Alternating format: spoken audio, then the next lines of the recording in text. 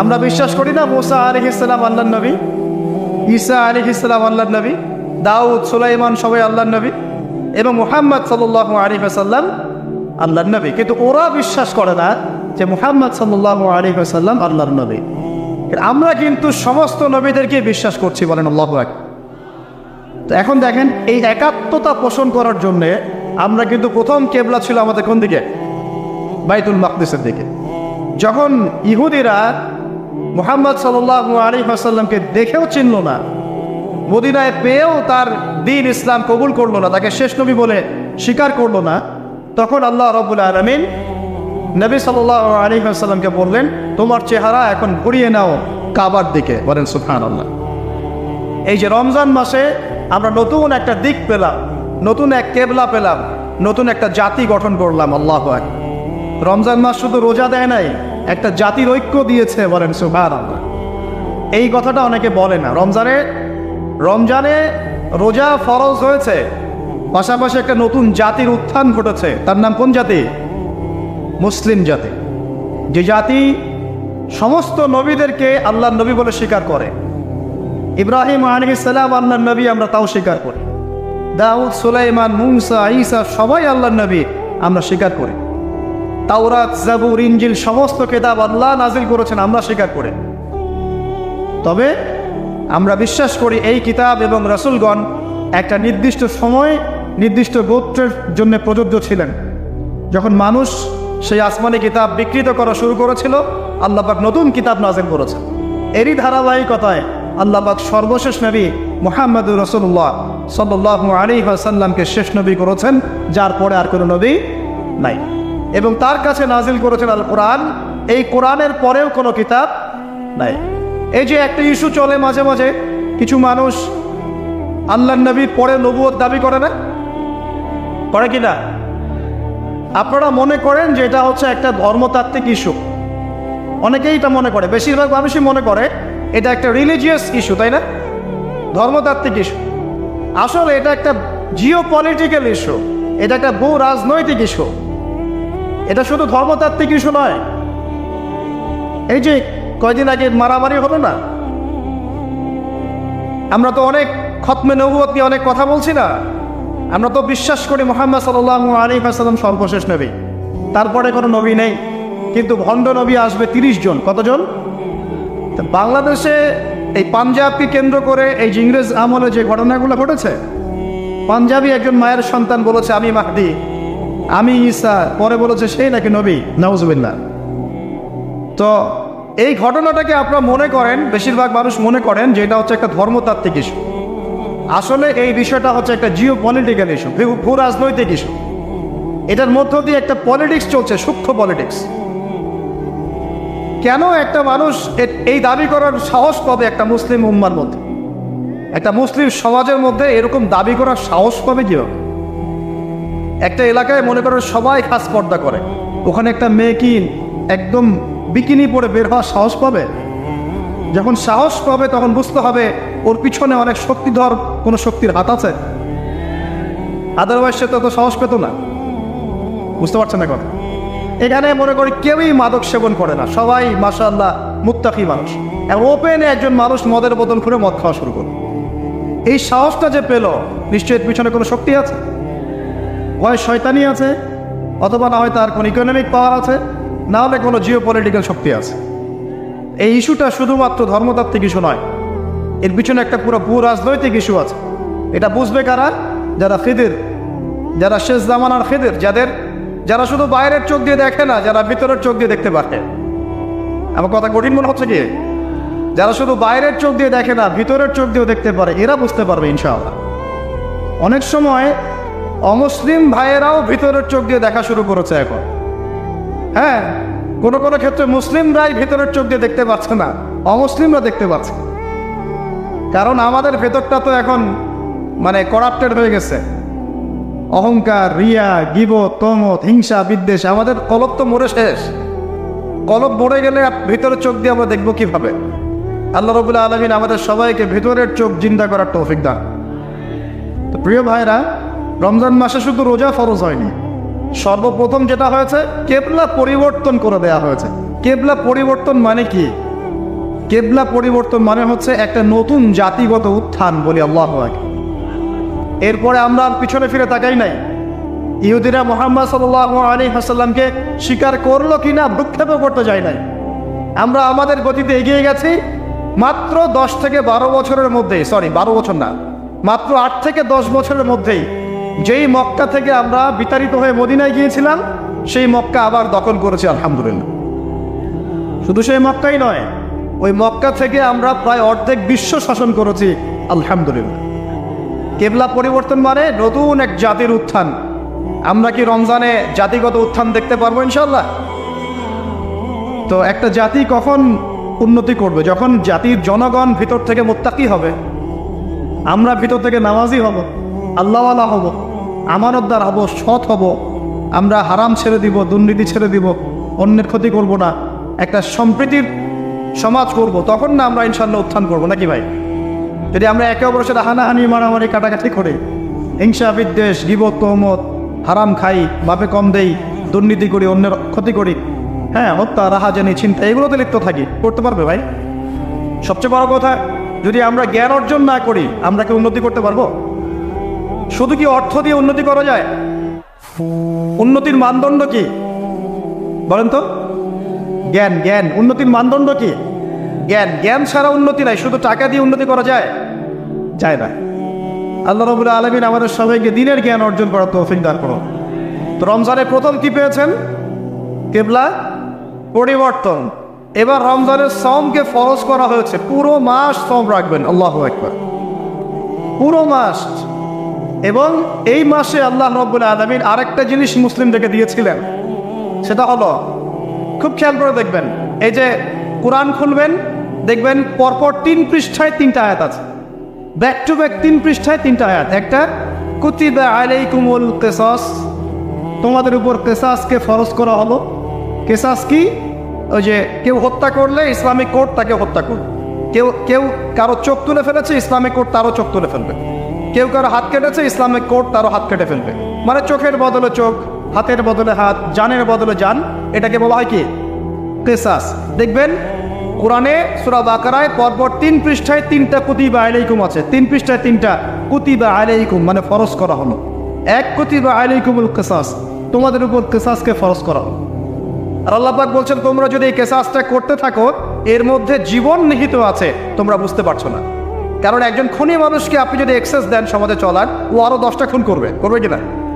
যখন ওকে বিচারের আওতায় নিয়ে আসবেন, দেখবেন সব ঠান্ডা হয়ে গেছে। অতএব কিসাসের মধ্যে কি আছে? জীবন আছে, জীবন আছে এর মধ্যে। তার পরের পৃষ্ঠায় গিয়ে দেখবেন, কুতিবা আলাইকুমুস সিয়াম, তোমাদের উপর রমজান মাসে রোজাকে ফরজ করা হবে। কামা কুতিবা আলাল্লাযীনা মিন ক্বাবলিকুম, যেমন করে তোমাদের পূর্ববর্তীদের উপরেও রোজাকে ফরজ করা হয়েছিল, লাআল্লাকুম তাত্তাকুন, যাতে তোমরা মুত্তাকি হতে পারো। রমজানের সওমের উদ্দেশ্য কি তাহলে? মুত্তাকি হওয়া, আল্লাহ ভীরুতা অর্জন করতে পারো, এটা উদ্দেশ্য।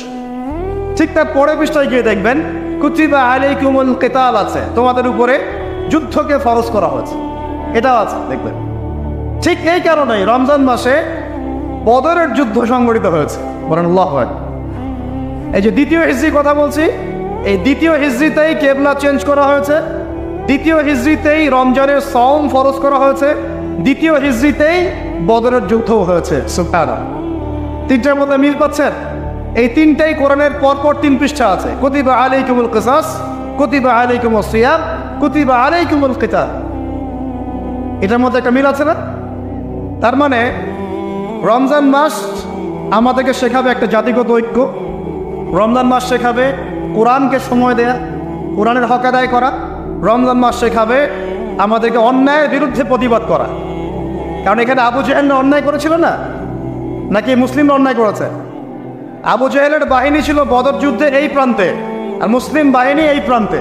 এই 2 প্রান্তের বাহিনীর মধ্যে কারা অন্যায় করেছিল, কারা জালেম? আবু জেহেলদের বাহিনী জালেম নয়। তো রমজান মাস কি চেতনা নিয়ে আসলো? জালেমের বিরুদ্ধে দাঁড়িয়ে যাওয়ার চেতনা নিয়ে আসলো। কথা কি বুঝতে পারছেন? এখন আমরা কিন্তু ব্যক্তিগতভাবে আগে সবাই জালেম হয়ে গেছে, তাই না? আমরা সবাই জালেম না? সবাই আমরা দোয়া করি কি, রব্বানা যালামনা আনফুসানা, আল্লাহ আমরা আমাদের নফসের উপর জুলুম করেছি। নামাজে কি পড়ি? আল্লাহুম্মা ইন্নী যালামতু নফসি, আল্লাহ আমি আমার নফসের উপর জুলুম করেছি। তার মানে প্রথম আমি নিজেই তো জালেম, আমি আপনি আমরা সবাই জালেম, আমরা সবাই নিজেদের নফসের উপর জুলুম করেছি। নামাজ পড়ি নাই, যাকাত দেই নাই, দান সৎকা করি না, কোরআন তেলাওয়াত করি না, তাসবিহ তাহলিল করি না, পর্দা করি না, হালাল খাই না, অন্যের ক্ষতি করি, সুদ খাই, ঘুষ খাই, জেনা করি, হ্যাঁ মিথ্যা কথা বলি, গীবত করি, কত অন্যায় পাপে লিপ্ত আছে। আমরা কি জুলুম করি নাই? তাহলে রমজান মাসের চেতনা হবে নিজের উপর আগে কাজ করা, নিজের নফসের উপর কাজ করা, নিজে যদি জালেম হয়ে থাকে এই জুলুম থেকে নিজেকে বের করে নিয়ে আসে। তাহলে প্রথম শিক্ষা কি ভাই? আগে আমরা নিজের নফসের উপর দেখব আমরা কি জুলুম করেছি নিজের নফসের উপরে। রমজান জালেমের বিরুদ্ধে দাঁড়ানোর মাস, আর সর্বপ্রথম জুলুম করেছে আমি আমার নফসের উপরে। আল্লাহ আমাদেরকে নফসকে সংশোধন করার তৌফিক দান করুন। এরপর দেখব পরিবারে জুলুম আছে কিনা, পরিবারে আল্লাহ এবং রাসূলের বিধানের এগেইনস্টে আমরা কেউ চলি কিনা। যদি চলে এখানে সংশোধন করতে হবে, রমজান মাস এই শিক্ষা দিবে। এরপর দেখব আমার সেক্টর, আমি যেখানে কাজ করি, আমার সমাজ, আমার সংগঠন, আমার অমুক, আমার তমুক, এখানে জুলুম আছে কিনা। এখানে জুলুম থাকে রমজান মাসে, এই জুলুমের এগেইনস্টে আমাকে দাঁড়াতে হবে। এভাবে আস্তে আস্তে যত বড় পর্যায়ে যাবেন রমজান তত বড় শিক্ষা দিবে ইনশাআল্লাহ। তো রমজান কয়টা জিনিস দিয়েছে ভাই? প্রথমে তিনটা। এক, কেবলা পরিবর্তন, একটা জাতিগত উত্থান। দুই, কোরআন নাজিল হয়েছে এই মাসে। তিন, এই মাসে আবার বদর যুদ্ধ হয়েছে। তিনটা জিনিস। আর আজকে আমরা আলোচনা করবো একটা জিনিস নিয়ে সংক্ষিপ্ত সময়ের মধ্যে, সেটা হলো কোরআন এবং রমাদান। একটু মনোযোগ দেন, খুব লম্বা আলোচনা করে আপনাদেরকে বিরক্ত করব না। যে কথাগুলো বলবো ইনশাল্লাহ আমি কিন্তু সারগর্ভ কথা বলার চেষ্টা করছি ইনশাআল্লাহ। দেখুন, আমরা একটু এবার চলে যাবো সূরা কদরে। কোন সূরা ভাই? আল্লাহ পাক বলছেন ইন্না আনজালনাহু ফি লাইলাতিল কদর, নিঃসন্দেহে আমি কোরআনকে নাজিল করেছি কদরের রাতে। কোন রাতে? ওয়া মা আদরাকা মা লাইলাতুল কদর, হে নবী মুহাম্মদ সাল্লাল্লাহু আলাইহি ওয়াসাল্লাম আপনি কি জানেন কদরের রাত কি? লাইলাতুল কদরি খায়রুম মিন আলফি শাহর, আল্লাহ পাক বলছেন কদরের রাত হচ্ছে হাজার মাসের চাইতে উত্তম। সুবহানাল্লাহ। তানাজ্জালুল মালাইকাতু ওয়ার রূহ, এই রাতে নাজিল হয়, অবতীর্ণ হন ফেরেশতা মণ্ডলী, আসমান থেকে সমস্ত ফেরেশতারা নেমে আসে। ওয়ার রূহ, এবং জিবরাইল আলাইহিস সালামও নেমে আসে। তানাজ্জালুল মালাইকাতু ওয়ার রূহ ফিহা বিইذনি রাব্বিহিম মিন কুল্লি আমর, এই রাতে আল্লাহ পাক তাকদীরের ফয়সালা করেন প্রত্যেকটা বিষয়ে। সালামুন হিয়া হাত্তা মাতলাইল ফজর, এবং ফজর পর্যন্ত এই রাতে শান্তি বিরাজ করে। শান্তি শান্তি আর শান্তি। সুবহানাল্লাহ। এই রাতে যে ইবাদত করবে হাজার মাস ইবাদত করার নেকি পাবে। কেন এই রাতটা কেন ইম্পর্টেন্ট? একটাই কারণ, এই রাতে আল্লাহ পাক কোরআন নাজিল করেছেন। কি নাজিল করেছেন? কোরআন। এখন আসেন একটু মনোযোগ ধরে রাখেন। আল্লাহ পাক কোরআন নাজিল করেছেন লাইলাতুল কদরে। আর লাইলাতুল কদর কোন মাসে? শাবানে, রজবে না রমজানে? আবার বলছি, আল্লাহ বলছেন আমি কোরআন নাজিল করেছি লাইলাতুল কদরে। তো লাইলাতুল কদর কি শাবানে, রজবে না রমজানে? তার মানে লাইলাতুল কদর রমজানে। রমজানের কোথায়? রমজানের শেষ দশকে। রমজানের শেষ দশকে 21, 23, 25, 27, 29 এই পাঁচটা বেজোর রাতের যে কোনো একটা রাত হবে কি? লাইলাতুল কদর। তার মানে আমরা বুঝতে পারলাম কোরআন নাজিল হয়েছে লাইলাতুল কদরে, লাইলাতুল কদর হচ্ছে রমজান মাসে, অর্থাৎ কোরআন নাজিল হয়েছে রমজান মাসে। ঠিক আল্লাহ পাক সূরা বাকারায় বলছেন শাহরু রমাদানাল্লাযী উনজিলা ফীহিল কোরআন, রমজান সেই মাস যেই মাসে শুধু কেবলাই পরিবর্তন হয়নি, শুধু বদরের যুদ্ধই করা হয়নি, রমজান মাসে কোরআনও নাজিল হয়েছে। আল্লাহু আকবার। এখন বুঝতে হবে, এবার এই জায়গায় আসেন, যখন কোরআন নাজিল হচ্ছে তখনকার পরিবেশটা কেমন? এই যুবক ভাইরা একটু খেয়াল করেন, আপনাদের জন্য এই লেকচারটা ইম্পর্টেন্ট, কারণ আগামীর কাজগুলো আপনাদেরকে করতে হবে। রমজান মাসে কোরআন নাজিল হয়েছে, এখন দেখবো আমরা কোরআন কোন প্রেক্ষাপটে নাজিল হয়েছে, কেন নাজিল হলো, কোরআন নাজিল হওয়ার কি প্রয়োজন ছিল বিশ্বে। কোরআন নাজিল হয়েছে এমন একটা সমাজে, যে সমাজটা নিয়ে আমরা বলি আইয়ামে জাহিলিয়া। কি বলি ভাই? কোথায় নাজিল হয়েছে? হেরা গুহায়। কার উপর নাজিল হয়েছে? মুহাম্মদ রাসূলুল্লাহ সাল্লাল্লাহু আলাইহি ওয়াসাল্লামের উপরে। কখন, কিভাবে, কোন প্রেক্ষাপটে? প্রেক্ষাপটটা এমন ছিল, ওই সমাজটা ছিল আবু জেহেলের শাসন। কার শাসন? আবু জেহেল মানে কি? আবু জেহেল কি তার নিজের নাম? তার নিজের নাম হলো আবুল হাকাম। নিজের নাম কি?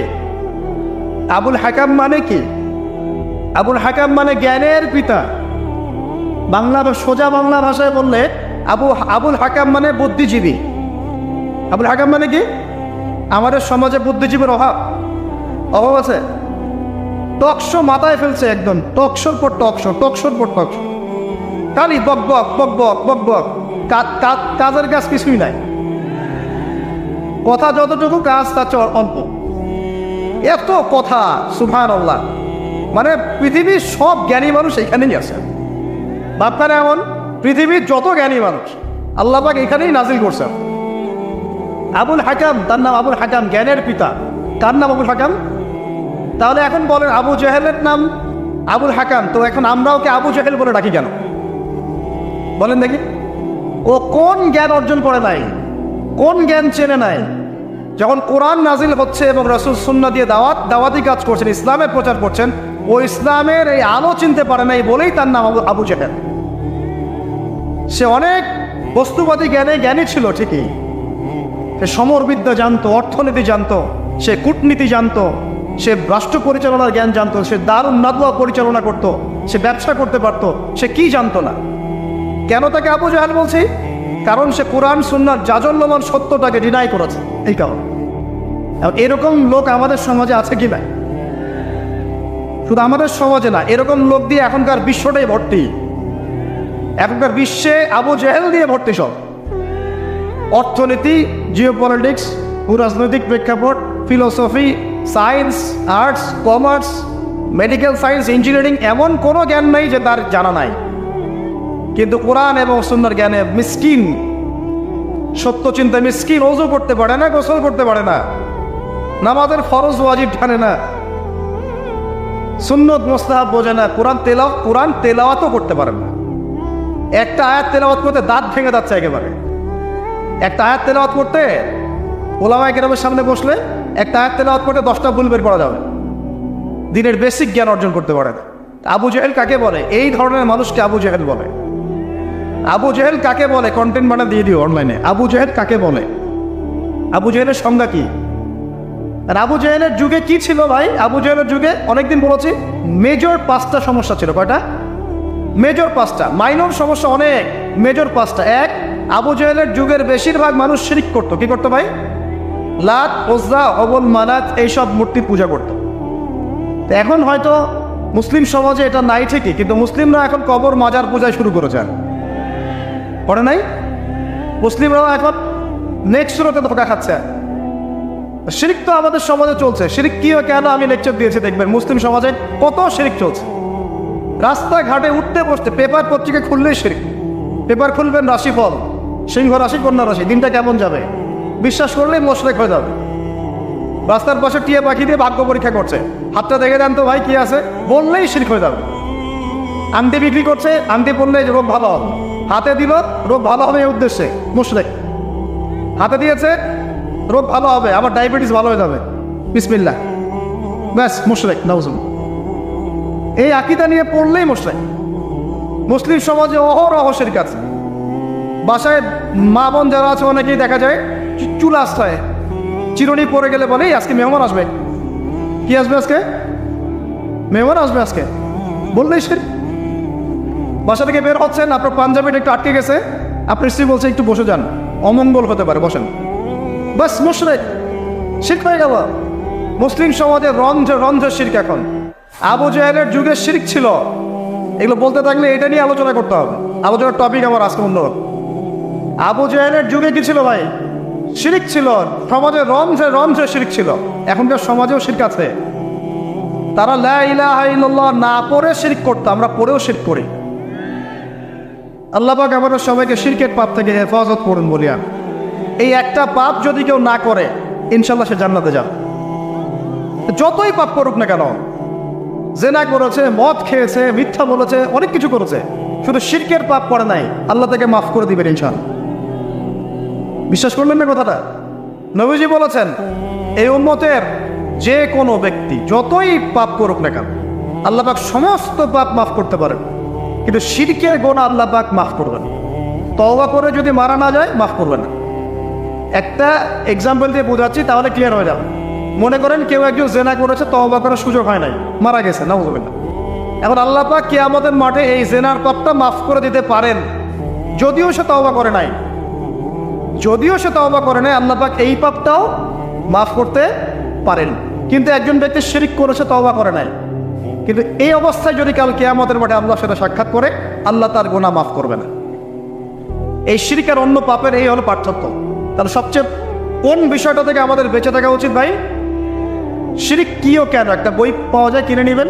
কিতাবুত তাওহীদ একটা বই আছে, পড়ে নেবেন। কুরআন সুন্নাহর আলোকে বিশুদ্ধ আকীদা, এরকম অনেক বই পাওয়া যায়। আর আকীদা সংক্রান্ত একটা অনবদ্য বই হলো আল আকীদা আত তাহাওয়িয়া। এই 4-5টা বই পড়লে আপনার শিরকের কনসেপ্ট ক্লিয়ার হয়ে যাবে ইনশাআল্লাহ। আল্লাহ পাক আমাদেরকে পড়াশোনা করার তৌফিক দান। এবার আসেন, আবু জাহেলের যুগে ছিল সুদ বোঝেন কি না? 100 টাকা দিলাম, 105 টাকা দেওয়া লাগবে। 1 লাখ টাকা দিলাম, 1,01,000 টাকা দেওয়া লাগবে। 1,01,000 টাকাও যদি দেন, ওই 1 টাকাই সুদ। সুদ তো আমরা বুঝি না।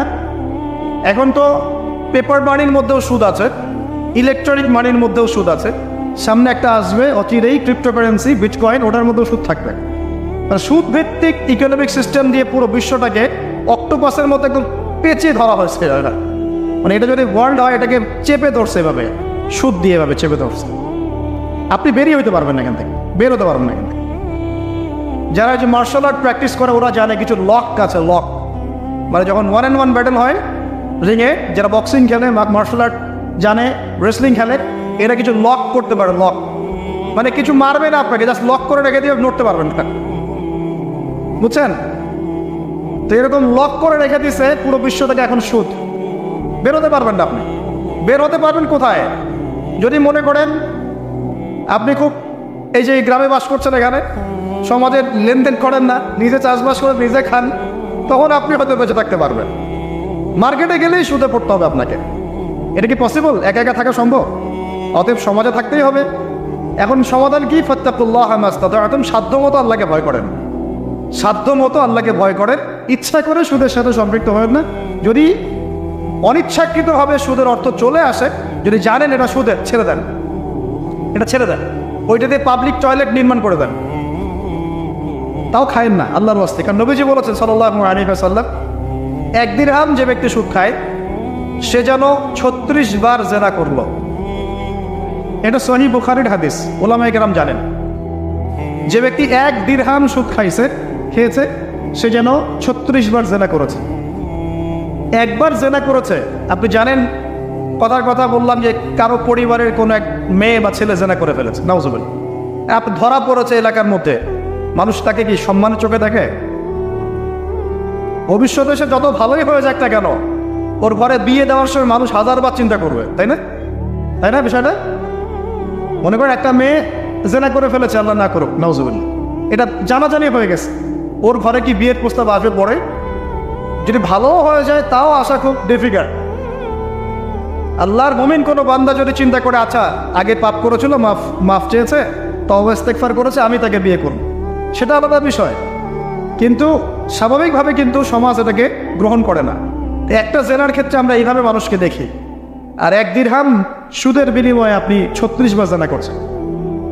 আল্লাহ আমাকে হেফাজত করুন, আল্লাহ আমাদের সবাইকে হেফাজত করুন। দূরে থাকতে হবে, থাকার চেষ্টা করতে হবে। তো আবু জাহেলের যুগে এরকম সুদ ছিল। এখনকার বিশ্বে রঞ্জে রঞ্জে, নবীজি তো আগেই বলেছেন, মায়ের সাথে জেনা করার মতো পাপ। এই হাদিস তো জানেন আপনারা। সুদের 73টা শাখা আছে পাপের, তার সর্বনিম্ন শাখা হলো নিজের মাকে বিয়ে করা, নাউযুবিল্লাহ। যদি এই এলাকায় খবর পান কোনো মেয়ে, কোনো বা ছেলে তার মায়ের সাথে বিয়ে করেছে, নাউযুবিল্লাহ, তার মায়ের সাথে জেনা করেছে, নাউযুবিল্লাহ, কোনো মেয়ের সাথে বাবা জেনা করেছে, নাউযুবিল্লাহ, আপনি কি সমাজে তাকে রাখতে চাবেন? আপনি তো আইন শাসন কোনো কিছুর পরোয়াই করবেন না, গণপিটুনি দিয়ে মেরে ফেলবেন। আপনি এই কাজ করবেন না। একটা মসজিদে চোর, তারাবির নামাজে আবার চোরও আসবে, কিন্তু অনেক কথায় মনে পড়ে গেল, স্যান্ডেল সাবধান। তো তারাবির নামাজে অনেক চোর আসে না? অনেকে তো মসজিদে দান বাক্স শুদ্ধে নিয়ে চলে যায়। কি ইনসাফ আমাদের সমাজে, মসজিদে ফ্যান লক করে রাখতে হয় তালা দিয়ে, বাইরে মসজিদে ফ্যান লক করে রাখতে হয় তালা দিয়ে খাঁচার মধ্যে। তো মসজিদেও চোর যায়, এখন চোর ধরা পড়ে গেলে কি পিটুনিটা পিটান আপনারা। মসজিদে একটা চোর যদি ধরা পড়ে সবাই মিলে কি পিটুনি দেওয়া শুরু করে, এটা কিন্তু অনৈতিক কাজ জানেন। এভাবে সবাই মিলে গণধোলাই দেওয়া জায়েজ নাই, তাকে নির্দিষ্ট প্রশাসনের কাছে হস্তান্তর করতে হবে। যদি এখন বলেন প্রশাসন বিচার করছে না, সেটা তাদের ব্যাপার। ও যদি ফাঁকফা করতে বের হয় সেটা ওদের ব্যাপার, এইগুলোর দায়ভার তাদের। আপনি যদি নিজের হাতে শাসন তুলে নেন সমস্যা আছে। এভাবে ইসলাম এটাকে জায়েজ করে না। ওর হাত কেটে ফেলার বিধান আছে তাই না কোরআনে, এটা আপনি করতে পারবেন না। এটা ইসলামিক আদালত করবে, ইসলামিক আদালত। সবাই যদি আইন হাতে তুলে নেয় তাহলে তো সমাজে বিশৃঙ্খলা হবে। এই জন্য এই সুযোগটা ইসলাম দেয় নাই। প্রমাণ হলে তাকে সোপর্দ করতে হবে প্রশাসনের কাছে। এখন দেখেন, একটা স্যান্ডেল চোরকে যে পিটানি দেন, এখন একটা লোক যদি মায়ের সাথে জেনা করে, নাউজুবিল্লাহ, কি মাইকটা মারবে মানুষটাকে। এখন সুদের মধ্য দিয়ে নবীজি বলছেন সবচেয়ে নিম্ন পাপ হলো নিজের মায়ের সাথে জেনা করা, বলি নাউজুবিল্লাহ। আমরা অ্যাভেলেবেল কাজগুলো করছি, এই বোধোদয় আমাদের হচ্ছে না, কারণ কলব মরে গেছে। কলব কি হয়েছে ভাই? মরে গেছে। কলব জিন্দা করতে হবে। কলব জিন্দা করার জন্যই রমজান, কলব জিন্দা করার জন্যই কোরআন, এবং কলব জিন্দা করার জন্যই বেশি বেশি মওদের ফিকির আর আল্লাহর জিকির বেশি বেশি করা। আল্লাহ পাক তৌফিক দান করেন। তো আবু জাহেলের যুগ ছিল সুদের যুগ। কিসের যুগ? 1 নম্বর, আবু জাহেলের যুগ ছিল শিরকের যুগ। 2, আবু জাহেলের যুগ ছিল সুদের যুগ। 3, আবু জাহেলের যুগ ছিল মাদকের যুগ। কিসের যুগ? তো এখন নাই, কম না বেশি? সুবহানাল্লাহ। রাস্তাঘাটে দেখি ছোট ছোট ছেলে পেলে এই যে প্লাস্টিকের ভিতরে কি কি জানি খায়, ছোট ছোট ছেলে, একদম ছোট কচি কাঁচা বাচ্চা। এদের ভবিষ্যৎ নিয়ে ভাববেটাকে? আমাদেরকে ভাবা উচিত না ভাই? আমাদের যুবকদের মধ্যে বড় একটা অংশ আজকে মাদকের ভয়াল থাবায় ডুবে গেছে, যায় নাই? এদেরকে ফেরাতে হবে না? ফেরানোর জন্য আমি আমার পক্ষ থেকে একটা খালি নসিহত করবো, একটা নসিহত, অনলি একটা। সারা দুনিয়ার মাদক যদি সেবন করো, তোমার মনের কষ্ট দূর হবে না। মাদকের কাছে গিয়েছে কেন? আমি বলছি কেন গিয়েছে জানেন? এক সঙ্গদোষ, কোনো খারাপ সার্কেলে পড়েছে, বলেছে আয় একটু সিগারেটে টান দে, কি সমস্যা? ও একদিন টান দেওয়া শুরু করেছে, পরে আস্তে আস্তে আস্তে আস্তে অভ্যস্ত হয়ে গেছে। আমরা ছোটবেলায় তাবলিগ জামাতে যেতাম, এই মসজিদ ওই মসজিদ, তো দেখতাম সেখানে আমাদের যে মানে কাফেলা থাকতো, সেখানে কিন্তু 2-1 জন স্মোকারও চলে যায় মাঝে, যায় না? সেহরি করেছি আমরা, সেহরি করার পরে আমাদের এক বড় ভাই, কি সেই নেশা, আমার সিগারেট কোথায়, আমি এখন কি খাবো, আমার সিগারেট কোথায়? তাবলিগ জামাতে। তারপরে মাশাআল্লাহ উনি তাবলিগ জামাতে গিয়ে আলহামদুলিল্লাহ এখন আল্লাহর ওলি হয়ে গেছে মাশাআল্লাহ। মানুষ এরকম মানুষ আছে না, সিগারেটের চেইন স্মোকার, নেশা। তো দেখুন, ওই স্মোক করতে গিয়ে আস্তে আস্তে বড় নেশা চলে গেছে, সঙ্গদোষ। 2 নম্বর, ওই যে একটা প্রেম করছে জীবনে, প্রেমিকা ছেড়ে চলে গেছে, ওর ধারণা যে দুনিয়ার সব আমার চলে গেছে। একটা মেয়ে, মেয়ের অভাব নাকি দুনিয়ায়? মেয়ের অভাব মনে করেন? শেষ জামানায় একটা ছেলের ঘাড়ের মধ্যে 40টা মেয়ে থাকবে। আরে ভাই, 40টা বউ না, 40টা মেয়ে, মহিলা। মানে আপনার ঘাড়ে থাকবে আপনার স্ত্রী, আপনার কন্যা, আপনার মা, আপনার বোন, আপনার শাশুড়ি, আপনার খালা, সব আপনার ঘাড়ে। শেষ জামানায় মেয়েদের সংখ্যা আস্তে আস্তে বাড়তে থাকবে, ছেলেদের সংখ্যা আস্তে আস্তে কমতে থাকবে। যুদ্ধ বিগ্রহ বেশি হবে, ছেলে মানুষ একটু বেশি মারা যায় না, বাইরে চলাফেরা বেশি করে, অ্যাক্সিডেন্ট আছে, রোড অ্যাক্সিডেন্ট, এই সেই, যুদ্ধ বিগ্রহ। এমনি গড়াইও ছেলেদের কম, আর ছেলেদের জন্মহার কিন্তু মেয়েদের চেয়ে কম। আর শিশু ছেলে মারা যায় বেশি, মেয়েরা মারা যায় কম। ছেলেরা এমনিতেই সংখ্যায় কম হবে, আর শেষ জামানায় মেয়েদের সংখ্যা আরও বেশি বাড়তে থাকে। তো একটা মেয়ে চলে গেছে, ব্যাস আপনি জীবনটা নষ্ট করে ফেললেন, কি হয়েছে? আর এগুলো কিন্তু কোনো ভালোবাসা না, এগুলো হচ্ছে একটা আবেগ। এটার নাম কি ভাই? এটা জাস্ট একটা আবেগ। অনেক হুজুর দেখি এখন প্রেম বিশেষজ্ঞ হয়ে আপনাদেরকে ওয়াজ করে। হ্যাঁ, দেখা হইলে আমি বলবো তার সাথে যে এইসব প্রেমের সুরসুরি মার্কা ওয়াজ বন্ধ করতে। এগুলো দিয়ে যুবকদের উপকার হচ্ছে না। কারণ বিয়ে না করলে সংসার বুঝবেন কিভাবে? বিয়ে না করলে আপনি সংসার বুঝবেন কিভাবে? মনে করেন আমি বিয়ে শাদী করি নাই, আমি আপনাকে কি বিয়ের ওয়াজ করবো? আমার তো অভিজ্ঞতাই নাই। আর মনে করেন আপনি 2টা বিয়ে করছেন, কথার কথা, এখন আপনি বলবেন বাপ রে বাপ এই কাজ ভাই আমি করছি, আপনারা করতে দেন না। কারণ আপনার অভিজ্ঞতা হয়েছে, অভিজ্ঞতা থেকে মানুষ শেখে না। তো সুরসুরি মার্কা ওয়াজ দিয়ে কি মানুষকে শেখানো যাবে? এই যে ছেলেরা মেয়েদের সাথে হারাম সম্পর্ক করে এক পর্যায়ে যে ছেঁকা খেয়ে মাদকের কাছে গেল, এখানে মূল সমস্যাটা ভালোবাসা না। এখানে মূল সমস্যাটা ছিল আপনি আপনার নফসের কাছে হেরে গেছেন। আপনি আপনার নফসের কাছে হেরে গেছেন, আপনি আপনার প্রবৃত্তির কাছে হেরে গেছেন। এটা ছিল একটা জেনা, একটা যৌনতা, এটা ভালোবাসা ছিল না। এটাকে আমরা বলবো আপনি হরমোনিয়াস হয়েছেন। হরমোন আপনার শরীর থেকে যে থ্রো করে, এই হরমোনের ফলে আপনি একটা হরমোনিয়াস হয়েছেন, দ্যাটস অল। আর যে মেয়েটা আপনাকে উঠতি বয়সে এইসব মিথ্যা প্রতিশ্রুতি দিয়েছিল, সেও ছিল একটা প্রতারক। কি ছিল একটা? সে নিজেও জানতো না যে সে নিজে কি করছে, সে নিজেও জানতো না সে চায় কি। তখন আপনিও বুঝতেন না আপনি কি চান। এগুলো আর জীবন জগৎ বাস্তবতা রেসপন্সিবিলিটি সম্পূর্ণ আলাদা জিনিস। ভালোবাসার সংজ্ঞা কি তাহলে? ভালোবাসার সংজ্ঞা হচ্ছে, ভালোবাসার ডেফিনেশনটা হচ্ছে যে আপনি যাকে পছন্দ করেন, যাকে আপনি ভালোবাসেন, তাকে আপনি কতটুকু বোঝেন, এটা হলো ভালোবাসার ডেফিনেশন। আপনি তাকে বোঝেন কিনা, আপনি তার স্বপ্নের পাশে অংশীদার হতে পারছেন কিনা, তার যে লাইফের অ্যাম্বিশন, এখানে আপনি তার পাশে সাথ দিতে পারছেন কিনা, তার হাত ধরে থাকতে পারছেন কিনা, সে হোঁচট খেলে আপনি তার পাশে থাকতে পারছেন কিনা, হ্যাঁ, সে খারাপ সময় পার করলে আপনি তাকে সাপোর্ট দিতে পারছেন কিনা, আপনি তাকে কনফিডেন্স দিচ্ছেন কিনা, এগুলো ভালোবাসা। আমরা আমাদের সন্তানদেরকে ভালোবাসি না? সন্তান পড়ে গেলে আমরা হাত ধরে তুলি, ওঠো কিছু হয়নি আবার যাও, এটার নাম ভালোবাসা। আর এই যে নোংরা জেনা, হারাম অ্যাফেয়ার্স, এটার মূল জিনিসটা যৌনতা। এটা কি জিনিস ভাই? যৌনতা। যারা বলে না এখানে একটা ডিভাইন লাভ আছে, ঐশ্বরিক লাভ, আমি বলি একটা প্রতারণায়। ঐশ্বরিক লাভ না, এটা হচ্ছে শয়তানি লাভ। কারণ কি দেখেন, মনে করেন আপনি তাকে খুব ভালোবাসেন, সে আপনাকে অনেক ভালোবাসে, তাহলে এখন তার সাথে দেখা করেন না, দেখাটা বন্ধ করে দেন, হাত ধরেন না, জড়াই ধরেন না, শারীরিক সম্পর্ক করেন না। আপনি এখানে তার সাথে পর্দা মেনটেন করেন, দেখেন পারেন কিনা। সে বলবে না আমি রাজি না। মেয়েও রাজি হবে না, ছেলেও রাজি হবে। মেয়েও একটু সুরসুরি পছন্দ করে, ছেলেও পছন্দ করে। আর এদিকে তো বিয়ে কঠিন করে ফেলা হয়েছে, এদিকে আবার পর্নোগ্রাফি ছড়ায় দেওয়া হয়েছে। তো সব মিলায়ে এরা নিজের চরিত্রকে হেফাজত করতে ব্যর্থ হচ্ছে। সলিউশন কি? সলিউশন হচ্ছে ভালো কাজে ব্যস্ত থাকা, নামাজ ঠিকঠাক মতো পড়া, কোরআনকে সময় দেয়া, রিজিকের সোর্স তৈরি করে আল্লাহর কাছে একজন নেককার মেয়ে চেয়ে নেয়া, এবং দিনদারিতে দেখে একটা মেয়েকে বিয়ে করে ফেলা।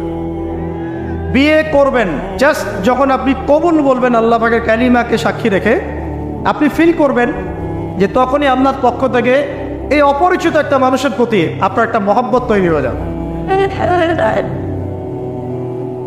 এটাই ভালোবাসা, এটাই ভালোবাসা। আর এটা আল্লাহ রাব্বুল আলামিন সূরা রুমের মধ্যে বলেছেন। সূরা রুমে আল্লাহ বলেছেন ওয়াজআলা বাইনাহুম মাওয়াজ্জাতা ওয়া রাহমা, আমি আল্লাহ তাদের মাঝখানে মহব্বত এবং ভালোবাসা সৃষ্টি করে দিই। আল্লাহু আকবার, আল্লাহ সৃষ্টি করে দেন। আমাদের নারীদেরকে দেখবেন, নানা নাই, দাদা নাই, দাদি নারীদেরকে দেখবেন, বলবে না আমি আমার স্বামীর ভিটা ছেড়ে কোথাও যাব না, বলে না? তাদের বিয়ে হয়েছিল, দেখা যায় দাদার বয়স ছিল তখন 16 আর দাদির বয়স ছিল তখন 14। এখন তো করা যাবেই না, এটা করলে আপনাকে শাস্তির আওতায় নিয়ে আসবে। তবে 16 বছর বয়সে আপনি জেনা এখন করতে পারবেন, ঠিক আছে, নাউজুবিল্লাহ। নানির বয়স ছিল 10, 12, নানার বয়স ছিল 20, এইসব সময় বিয়ে হয়েছে না? 30, 40, 50 বছর সংসার করছে, কোনোদিন সংসারে ভাঙন হয় না। আচ্ছা না, এমন এটা ভালোবাসা। একজন আরেকজনের সম্মান বুঝতে শেখা, একজন আরেকজনের পাশে থাকা, একজন একজনের স্বপ্নে পাশে থাকা, হোঁচট খেয়ে পড়ে গেলেও হাত ধরে উঠানো, পিছন থেকে কনফিডেন্স দেওয়া, তাকে বোঝা, রেসপেক্ট করা, সবচেয়ে বড় কথা বিশ্বাস করা। কি করা? ভিতর থেকে বিশ্বাসটাই হচ্ছে ভালোবাসার সবচেয়ে বড় নিদর্শন। বিশ্বাস নাই, এখানে ভালোবাসার কোনো দামই নাই। তো যেটা আপনি মাদকে যেদিক দিয়ে গিয়েছেন, এটা একটা জেনার রাস্তা ছিল। কিসের রাস্তা ভাই? শয়তান আপনাকে নিয়ে গেম খেলেছে। এই যে হয় সঙ্গদোষ, না হলে মেয়ের কারণে, অথবা দেখা যায় এমনি স্টাইল করার কারণে, খাই সবাই আমি একটু খাই, সমস্যা কি? কেউ কেউ একটু গুন্ডা মাস্তানি করতে পছন্দ করে, হকি স্টিক নিয়ে দৌড়াদৌড়ি করবে। ওই যে বলেছে একদিন 4-5 জন 10 জন মিলে একটা ছেলেকে মেরে ফেলে দিল, মনে করলো যে খুব বীর হয়ে গেছে। 4টা 5টা 10টা ছেলে মিলে একজনকে মারার নাম বীরত্ব? সাহস থাকলে একজন একজন মারামারি করলো না কেন? একজন একজন করতা, দেখতাম কার কত শক্তি। এখন তো মেয়েরাও মেয়েদেরকে মারা শুরু করছে, মাশাআল্লাহ। সবখানে উন্নতি অগ্রগতি হচ্ছে। এটা নারী উন্নয়ন, এটা কি নারী উন্নয়ন না? হ্যাঁ, মাশাআল্লাহ। এখন এই জন্যই বলি যে কি বলবো, যে শিক্ষা প্রতিষ্ঠানে আল্লাহর ওয়াস্তে এইসব বন্ধ করেন। শিক্ষা প্রতিষ্ঠান যারা চালান আল্লাহর ওয়াস্তে এখানে পরিবেশ নিশ্চিত করেন। পড়াশোনার একটা পরিবেশ দরকার হয়। শুধু টিচার ভালো হলে, সিলেবাস ভালো হলেই পড়াশোনা হয় না। একটা পরিবেশ লাগে, সুন্দর একটা পরিবেশ লাগে, যেখানে এ ধরনের প্রবলেম ফেস করে ছাত্রদেরকে হলে থাকতে হয়। সেখানে কি পড়াশোনা হবে? আল্লাহ পাক আমাদের সবাইকে বোঝার তৌফিক দান করুন। দেখুন, আবু জাহেলের যুগে মাদক ছিল, এই যুগে আছে কি নাই? আছে না? আমি যে নসিহতটা করতে যাচ্ছিলাম সেটা শোনেন। সেটা হলো, সারা দুনিয়ার সমস্ত কষ্ট, সারা দুনিয়ার যত কষ্ট, দুঃখ এবং যন্ত্রণা যা আপনি নিজের মনে করছেন যেগুলো আমার, মাদক আপনার এই কষ্ট দুঃখ যন্ত্রণা নেভাতে পারবে না। কি নেভাবে? আমি আপনাকে ভাই হিসেবে পরামর্শ দেই, জাস্ট দুটো কাজ করবেন, আপনার সমস্ত দুঃখ কষ্ট যন্ত্রণা শেষ, মুহূর্তেই শেষ। 1 নাম্বার, সুন্দর করে ওযু করে মসজিদে গিয়ে আল্লাহকে সেজদা করেন, আপনার সমস্ত কষ্ট চলে যাবে। চলে যাবেই, আমি গ্যারান্টি দিচ্ছি 100% গ্যারান্টি, আপনার সমস্ত কষ্ট চলে যাবেই ইনশাআল্লাহ। আমাদের নবী যখনই কষ্ট পেতেন নামাজে দাঁড়িয়ে যেতেন। তুমি কষ্ট পেলে পেনশন ধরো। যখনই নবী কষ্ট পেতেন, তার কষ্ট মনে হতো, খারাপ লাগতো, কোনো কিছু উদ্বিগ্ন চিন্তিত হতেন, তিনি ওযু করে নামাজে দাঁড়াতেন আল্লাহু আকবার বলে। আর তুমি গ্যাস লাইটার বের করেই ব্যাস ধরিয়ে টান দেওয়া শুরু করে। অনেস্টলি বলেন দেখি, ওটা টানলে কি কষ্ট কমে? কষ্ট কমে না? পারে, আরো পারবে। যত আপনি জিয়ে রাখবেন তত পারবে। একটা মজার কথা বলে আমি আস্তে আস্তে শেষের দিকে যাবো, আলোচনা কিন্তু আরম্ভ হবে না, রমাদান দিয়ে শেষ করবো। শোনেন, এক ব্যক্তি খুব বেশি কাঁদে, তো ওই ব্যক্তির সামনে গিয়ে একজন একটা কৌতুক বলছে, কৌতুকটা বলছে, সে ব্যক্তি বলছে আমি এই কৌতুক বহুদিন শুনছি, এই কৌতুক শুনে আমি অনেকদিন হাসছি, একই কৌতুক কতবার আমাকে শোনাও। তখন সেই ব্যক্তি বলছে, দ্বিতীয় ব্যক্তি, যে একটা কৌতুক শুনে যদি তুমি বারবার হাসতে না পারো, তাহলে একই দুঃখের কথা মনে করে বারবার কাঁদো কেন? কথা বুঝতে পারছেন না? ঘটনা তো গন কে শেষ, ওটা আমার জীবন থেকে ওভার। ওর সাথে আপনার অতীতের সাথে আপনার এখনকার কি সম্পর্ক? এখনকার আপনি নতুন মানুষ এবং সেটা গন কেস শেষ। অতএব মাদক আপনাকে সুখ দিবে না। সেজদা, অজু করে সেজদা মানে নামাজ, এবং 2 সবচেয়ে আমার সবচেয়ে ফেভারিট জিনিস, সেটা হলো আল কোরআন তেলাওয়াত। আল কোরআন অর্থ বোঝেন চাই নাই বোঝেন, আপনি তেলাওয়াত করতে থাকেন, মনের সব কষ্ট চলে যাবে ইনশাআল্লাহ। এমন একটা শান্তি ফিল করবেন, এই শান্তির কথা যদি ওই যে পশ্চিমারা জানতো না, তাদের এখানেই বোম মারা শুরু করতে হয়। কথা বুঝতে পারছেন? আল্লাহ আমাদেরকে বোঝার তৌফিক দান করুন। 1 নাম্বার সবক, আবু জাহেলের যুগে কি ছিল ভাই? শিরক। আবু জাহেলের যুগে 2 নাম্বার কি ছিল ভাই? সুদ। 3 নাম্বার কি ছিল ভাই? 4 নাম্বার ছিল মেয়েদের অবমাননা। এটা আমাদের এখানে নাই। এটা নিয়ে আজকে আর কথা বলতে পারতেছি না, রুচি নাই, সময় নাই। সমাজের রঞ্জে এখন মেয়েদের উপর নির্যাতন না, ধর্ষণ, জেনা, ব্যভিচার, পরকীয়া বাড়ছে না, বেহায়াপনা বাড়ছে না, ওই যে ছেলেদের পোশাক পরে মেয়েরা ঘুরছে না, নোংরামি ফাহেসা কাজ বাড়ছে না। এই কারণেই তো ভূমিকম্প আসবে। এই কারণে কি আসবে? ভূমিকম্প আসবে, তো আমি তো জানি আসবে ইনশাআল্লাহ। কবে আসবে সেটা জানি না, কিন্তু যে পাপগুলোর কারণে এগুলো আসে এটা দেখা যাচ্ছে। আল্লাহ আমাদেরকে হেফাজত করুন বলি আমিন। নারীর অবমাননা সমাজে রঞ্জে এখন। 5, একটা কথা বলি, অনেক সময় দাড়ি টুপি নিয়েও আমরা মেয়েদেরকে ঠকাচ্ছি। দাড়ি টুপি নিয়েও মেয়েদের সম্পত্তির অধিকার দিচ্ছি না, বোনের অধিকার দিচ্ছি না, মায়ের অধিকার দিচ্ছি না, স্ত্রীর অধিকার দিচ্ছি না। এগুলোও চলবে না। অন্যায় সব ক্ষেত্রেই অন্যায়। 5 নাম্বার, আবু জাহেলের যুগের মধ্যে ভাই গোত্রীয় হানাহানি, মারামারি, কাটাকাটি ছিল। আমাদের সমাজে নাই, বিশ্বের মধ্যে নাই। পলিটিক্যাল অঙ্গনে নাই, সমাজের মধ্যে নাই, ধর্মের মধ্যে নাই। এখন তো মসজিদও মারামারি করতেছে, তাই না? মাসআলা নিয়ে ঝগড়া করে আমি দেখেছি মসজিদেও মানুষ মার্ডার হয়েছে। মসজিদে আমরা ছোট ছিলাম একসময় দেখেছি কোন একটা মাসলা নিয়ে ঝগড়া হয়েছে, দুই দল হকি স্টিক নিয়ে আসছে মারামারি করা, জিহাদ কেটে কি আস্তাগফিরুল্লাহ। তো মসজিদেও, ধর্মতাত্ত্বিক ক্ষেত্রেও, অর্থনীতিতে, রাজনীতিতে, সমাজে, সব জায়গায় এখন গোত্রীয় হানাহানিটা আছে কি নাই? এখন বলেন আবু জাহেলের যুগের এই জাহেলিয়াতগুলো বর্তমান বিশ্বের মধ্যে আছে কি নাই? এইরকম জাহেলি পরিবেশেই কোরআন নাজিল হয়েছে বলি আল্লাহু আকবার। তাহলে কেন এরকম পরিবেশে কোরআন নাজিল হলো? যাতে এই পরিবেশটা পরিবর্তন করা যায়, যাতে এই আবু জেহেলের এই জাহেলি পরিবেশটাকে দূর করে একটা আলোকিত সমাজ প্রতিষ্ঠা করা যায়। এজন্য কোরআন নাজিল হয়েছে বলি আল্লাহু আকবার। কোরআন শুধু তাবিজ করার জন্য নাজিল হয় নাই, পানি পরে খাওয়ার জন্য নাজিল হয় নাই, ওই 40 আর মিলাদ পড়ার জন্য নাজিল হয় নাই, যে ঘরের মধ্যে রেখে দিয়েছেন উপরে, মাসে বছরে একবারও খুলে বের করে দেখেন না, এই কারণে কোরআন নাজিল হয় নাই। আবু জাহেলের যুগ পরিবর্তন করার জন্যে মুহাম্মদ সাল্লাল্লাহু আলাইহি ওয়াসাল্লাম চিন্তা করতেন কেমনে পরিবর্তন করব। হেরা গুহায় বসে তিনি চুপচাপ ভাবতেন। এই যে বলি আমরা হেরা গুহায় বসে তিনি ধ্যান করতেন, আসলে তিনি ধ্যান করতেন না। এখানে ধ্যান শব্দ না, শব্দ হচ্ছে মোরাকাবা। শব্দ কি? মোরাকাবা, আত্মপর্যালোচনা। মানে আমি কিভাবে এই জাহেলি মানুষগুলোকে চেঞ্জ করব, এই চিন্তা চিন্তা চিন্তা। এক পর্যায়ে আল্লাহ পাক কোরআন নাজিল করলেন। আল্লাহু আকবার। তার মানে কোরআন কেন নাজিল হলো? আবু জাহেলের যুগটাকে চেঞ্জ করার জন্য। এখন 23 বছর সময়ের পরে দেখেন তো, একটু এদিকে মনোযোগ দেন। 23 বছর পরের দিকে তাকান। 23 বছর পরে আবু জাহেলের যুগের মধ্যে কোনো শিরক আছে? কোনো সুদ আছে? মাদক আছে? মেয়েদের কোনো সম্মানহানি আছে? গোত্রীয় হানাহানি আছে? আবু জাহেল নিজেও আছে নাকি? ও তো নিজেও নাই। তার মানে পুরো সমাজটা পরিবর্তন হয় নাই। এইটার কারণেই কোরআন নাজিল হয়েছে, এই উদ্দেশ্যেই কোরআন নাজিল হয়েছে। কোন মাসে ভাই? রমজান। তাহলে এই রমজানের শিক্ষা কি? কোরআন পড়বো, কোরআন বুঝবো, কোরআন দিয়ে জীবন করব, কোরআন দিয়ে সমাজ পরিবর্তন করবো। ইনশাআল্লাহ আলোচনার দরকার আছে। এই হলো মূল কথা। এখন কিভাবে করব এটা আমি একটা পথ পদ্ধতি বলে দিই, এটা বলে শেষ করছি। কিভাবে করব? এক নাম্বার ভাই, প্রত্যেক মুসলমানকে কোরআন তেলাওয়াত করা শিখতে হবে। রাজি আছেন ইনশাআল্লাহ? আমার আলোচনা শুনছেন এমন একজন ব্যক্তি বাকি থাকবেন না বাংলাদেশের মাটিতে ইনশাআল্লাহ যিনি কোরআন তেলাওয়াত করতে পারেন। একজন ব্যক্তিও বাকি থাকবেন না যিনি কোরআন তেলাওয়াত করতে জানেন না।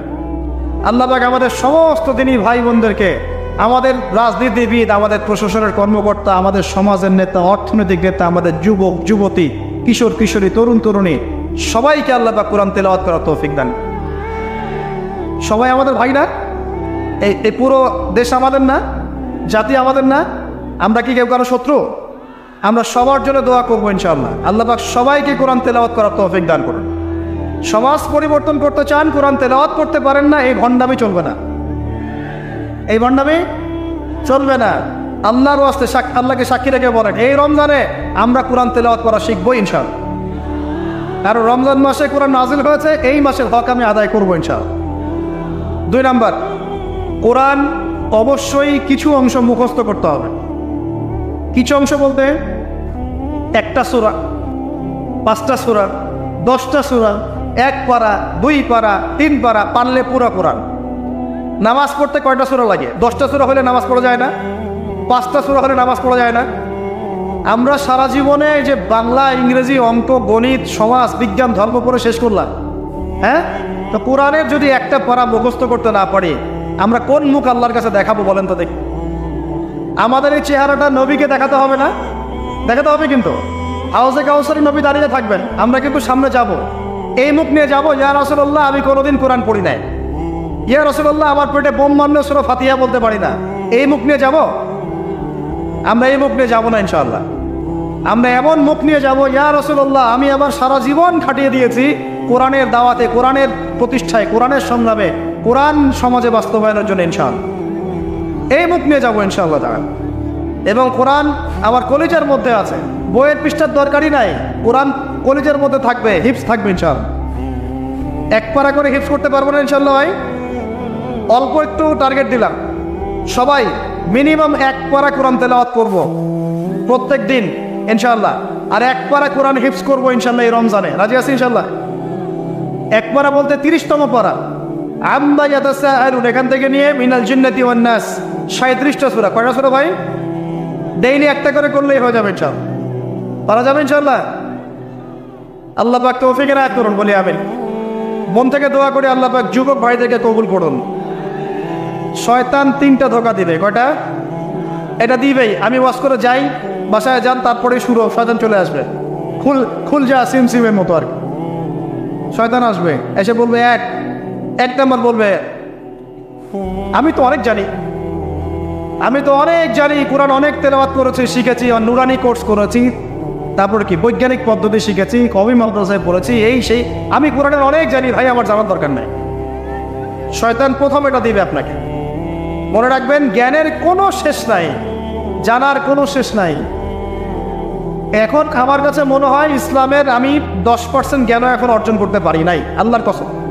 আল্লাহর কসম করে বলছি, এটা আমার কাছে এমনই মনে হয়। 2 নম্বর, শয়তান এসে বোঝাবে যে তুই তো পারবি না রে বাবা, তোর দ্বারা হবে না। আমি পারবো না রে ভাই, আমার দ্বারা হবে না। এটা কঠিন। উচ্চারণ করতে আমার গলা ভেঙে যাচ্ছে, উচ্চারণ করতে আমার কষ্ট হচ্ছে, আমি পারবো না রে ভাই, আমার দ্বারা হবে না। এরকম বুঝায় না? আমার গলায় আমার আসে না, আমি পারবো না, আমার বয়স হয়ে গেছে ভাই, আমি পারি না।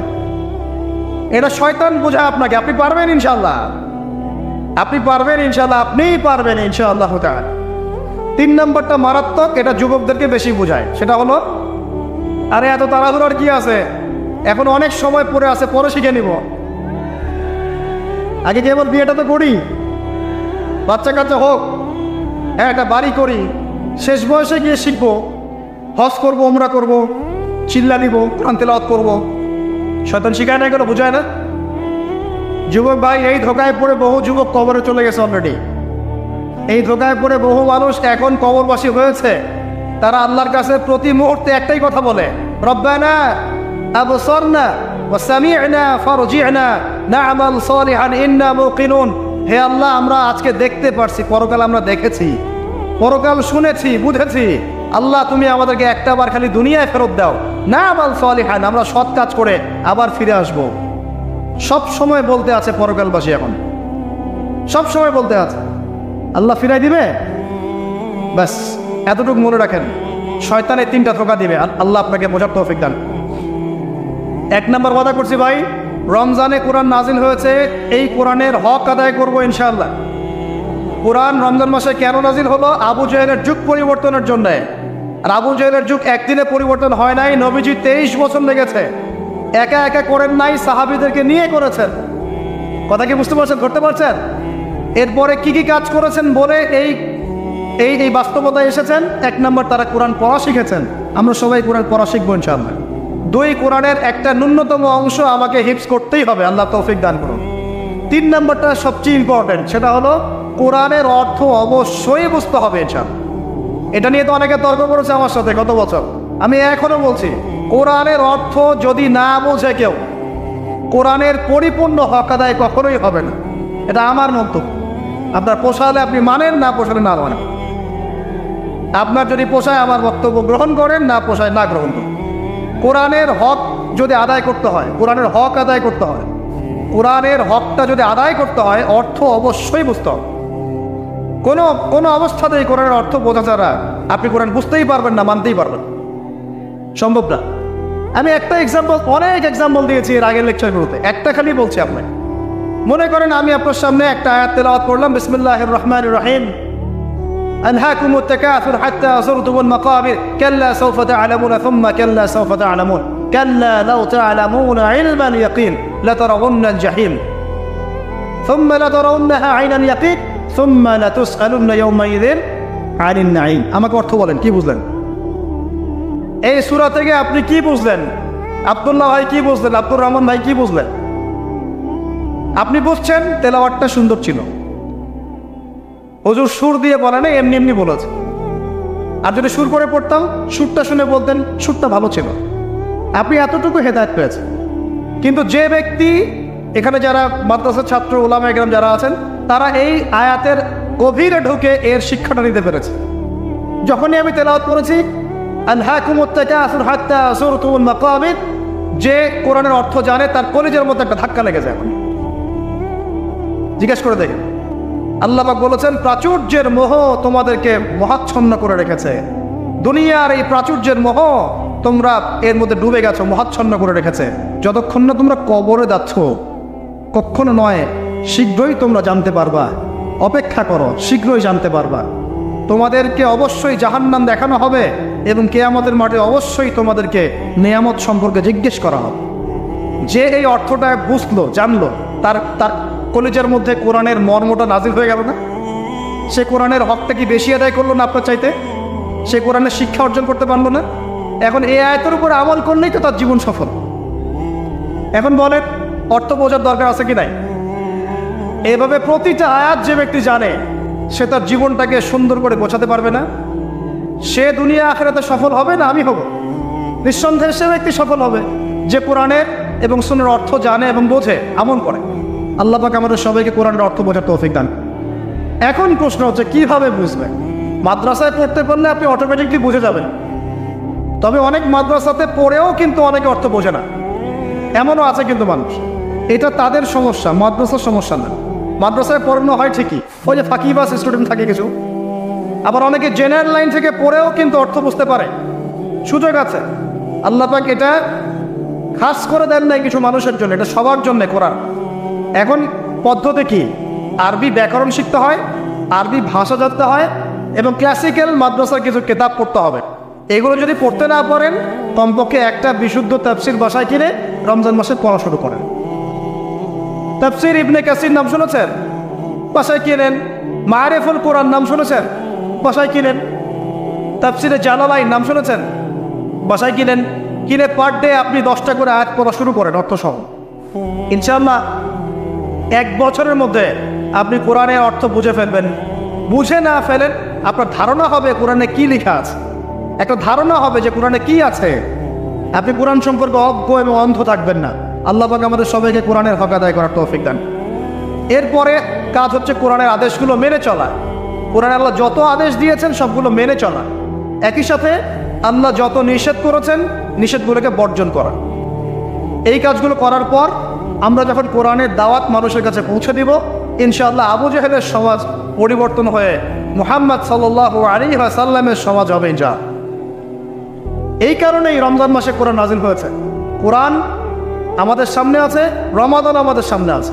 এখন এই রমজান মাসে আমরা কোরআনকে কিভাবে মূল্যায়ন করব, কিভাবে সময় দেব, নিজ নিজ অবস্থান থেকে আপনারা এখন ভাবতে শুরু করেন। আল্লাহ রাব্বুল আলামিন আমাদের সবাইকে আল কোরআন বিশুদ্ধ করে তেলাওয়াত করার তৌফিক দান করুন। আল্লাহ পাক আমাদের সবাইকে এই রমজানে প্রত্যেক দিন কমপক্ষে 1 পারা করে কোরআন পড়ার তৌফিক দান। আল্লাহ পাক আমাদের সবাইকে আল কোরআনের কমপক্ষে 1টা পারা হিফজ করার তৌফিক দান করেন এবং কোরআনের অর্থটা বোঝার জন্য মেহনত করার তৌফিক দান করেন।